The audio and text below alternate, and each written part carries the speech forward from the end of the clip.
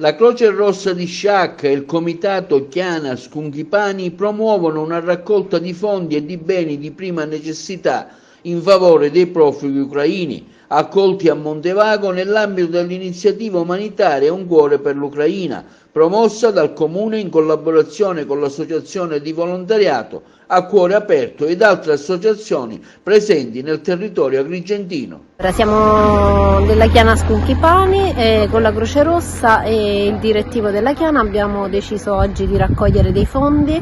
e prodotti alimentari per le 8 famiglie che dall'Ucraina si trovano a Montevago e ci sono 35 persone tra donne e bambini e abbiamo deciso di fare una bella giornata dedicata a loro con la raccolta